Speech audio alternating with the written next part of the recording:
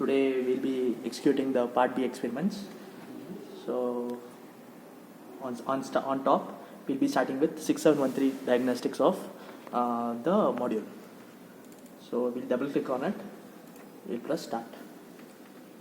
So basically you can see the USB diagnostics, emulation diagnostics, DSP diagnostics, all this getting checked and verified.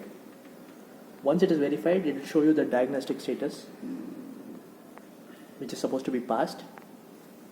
In case it is not passed, you might have to reconfigure your device with the systematics. So now in the system it shows pass.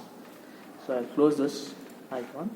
Now we'll start with the 6713 DSK CC Studio, which is the setup. So I'll double click on it. So we'll have to select C67XX, wherein we'll have to select DSK and the enable as little. So now we'll save and exit. Start Code Composer Studio on exit, yes. So now the Code Composer is starting up. Now we'll start with the project. We'll go with the project. We'll press new and create a name saying DSP Lab, DSP1. Okay. Now currently it is in the E file in my projects. Now we'll press finish. So now the DSP.1 PJT file has already been enabled.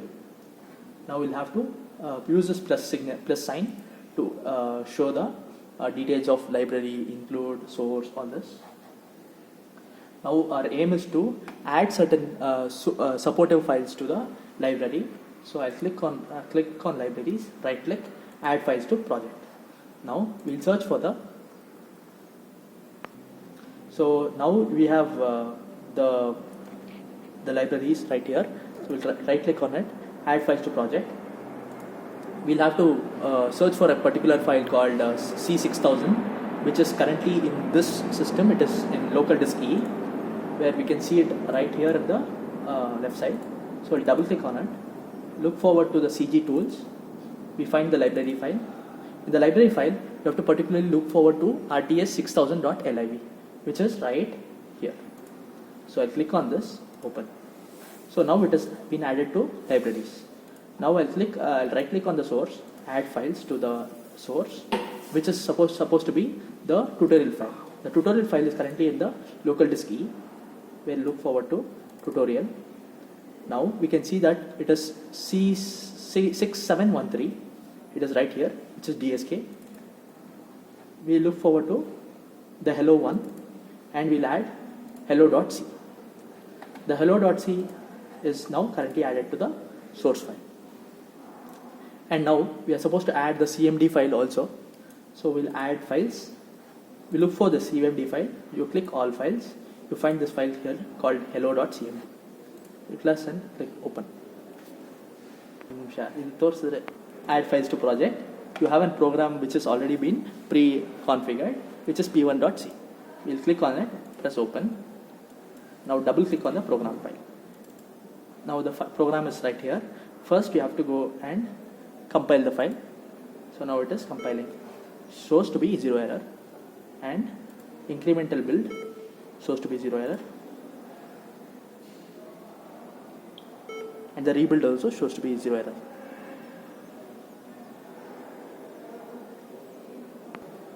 Now to connect this module to the file, so you have to go to debug, connect.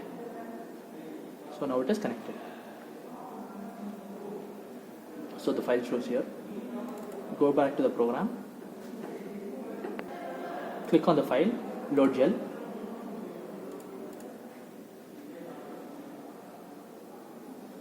Click on the file, load program. So you have this load program option. You have DSP1.out. Press open. So now it has been preloaded to the module. Now go to debug and press run. So you have the output here, which is currently the linear output. Now to view this output, we will have to see it in the graph. So the graph, view graph, go to view, you have an option called graph. go to time and frequency. Now you have to, these are all predefined, so you have to change it or edit it so that you actually view the particular image. So in start address you have to press it, type it as Y. In acquisition buffer it is 10.